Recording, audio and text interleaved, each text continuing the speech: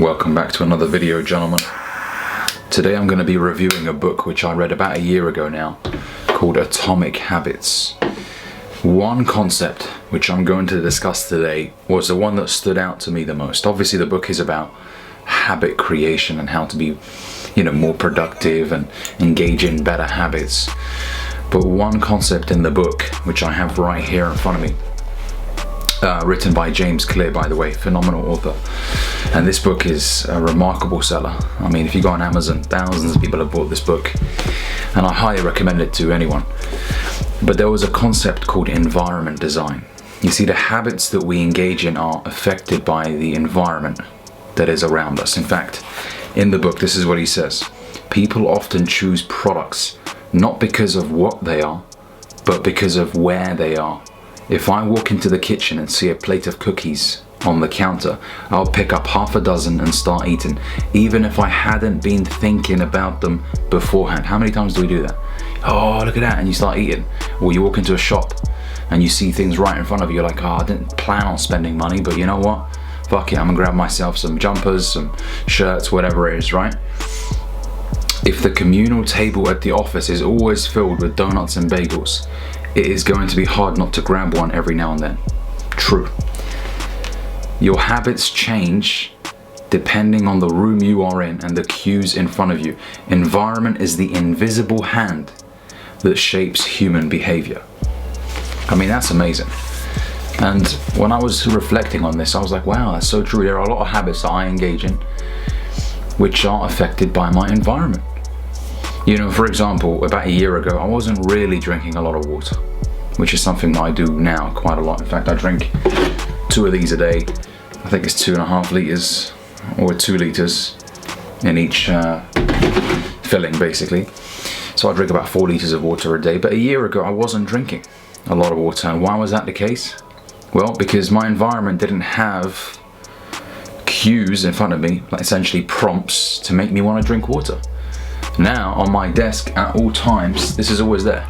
So when I see it, I'm like, yeah, I gotta drink some water, right? So it's always there. It's a visible reminder to me now that, hey, fill it up, drink water, all right? And a lot of the habits that you're engaging in right now are affected by your environment. For example, if you have an addiction to PRN, I'm not gonna say it out loud because YouTube will probably flag this video up. But you know what I'm saying. If you watch any explicit content, the reason why you do that is perhaps because your laptop is always there on your bed at night, and that is your trigger to want to watch it. So maybe what you need to do is change the environment. So before you go to sleep, put your laptop downstairs and go upstairs, or put your phone in another room or something, right?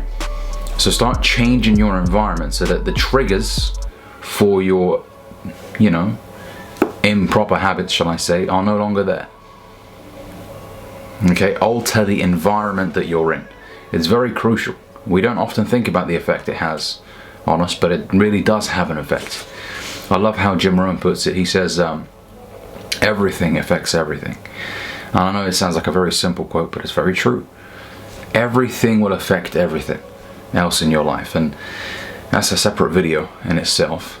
But the little habits that you do, they're going to affect your other habits as well. All right, so environment design, gentlemen, is absolutely crucial. And it says here in the other page, environment design is powerful not only because it influences how we engage with the world, but also how we rarely do it. Okay, most people live in a world others have created for them. Very true. But you can also alter the spaces where you live and work to increase your exposure to positive cues and reduce your exposure to negative ones. Environment design allows you to take back control and become the architect of your life. Be the designer of your world and not merely the consumer of it. Wow, I just absolutely love that. And then going back to what I was saying about the cues and the trigger, this is what he says. The cues that trigger a habit can start out very specific, but over time your habits become associated not with a single trigger, but with the entire context surrounding the behavior. For example, Many people drink more in social situations than they would ever drink alone. The trigger is rarely a single cue, but rather the whole situation. Watching your friends order drinks, hearing the music at the bar, seeing the beers on tap. Okay? We mentally assign our habits to the locations in which they occur: the home, the office, the gym. Each location develops a connection to certain habits and routines. You establish a particular relationship with the objects on your desk, the items on your kitchen counter, and the things in your bedroom. Our behavior is not defined by the objects in the environment, but our relationship to them. In fact, this is a useful way to think about the influence of the environment on your behavior. Stop thinking about your environment as filled with objects. Start thinking about it as filled with relationships. Think in terms of how you interact with the spaces around you. For one person, her couch is the place where she reads for an hour each night. For someone else, the couch is where he watches television and eats a bowl of ice cream after work. Okay, so it's different for different people. The good news, you can train yourself to link a particular habit with a particular context. In one study, scientists instructed insomniacs to get into bed only when they were tired. If they couldn't fall asleep, they were told to sit in a different room until they became sleepy. Over time, subjects began to associate the context of their bed with the action of sleeping, and it became easier to quickly fall asleep when they climbed into bed. Their brains learned that sleeping, not browsing on their phones, not watching television, not staring at the clock, was the only action that happened in that room. Wow, I love this. The power of context also reveals an important strategy. Habits can be easier to change in a new environment. It helps to escape the subtle triggers and cues that nudge you towards your current habits. Go to a new place, a different coffee shop, a bench in the park, a corner in your room that you rarely use, and create a new routine there. So there's many ways where you can start creating new habits, because habits are very difficult to eliminate, and this is something that he talks about in this book as well. It's not easy to replace a bad habit, okay, or to stop doing it. Sorry, this is what I was meant to say. It's very hard to stop doing an existing habit. What you can do is replace it with a new one, okay, and the best way to do that is environment design. Alter your environment to make it harder for you to engage in that crap habit and easier to engage in the habits that you really do want. Okay, so maybe if you're struggling with focusing in your room because your bed is there and you want to study, maybe start studying downstairs, as he was saying. Create a new environment, or go to a coffee shop that you like going to and start studying there.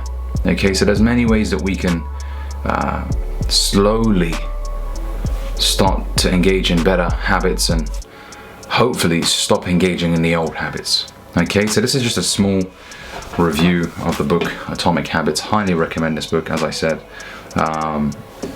You know, it's definitely a book that everybody should read. You know, with me, I do like reading. I'm not someone who reads loads of books, because I made a video about this before. I don't want to go through 4, 5, 6 books a month or anything like that. But I buy books, I read certain sections of them that stand out to me, and I start applying them in my personal life. And environment design was one thing that I started applying in my personal life, which helped me. So if you like this video, make sure you hit like and subscribe down below, and I'll catch you guys in the next one.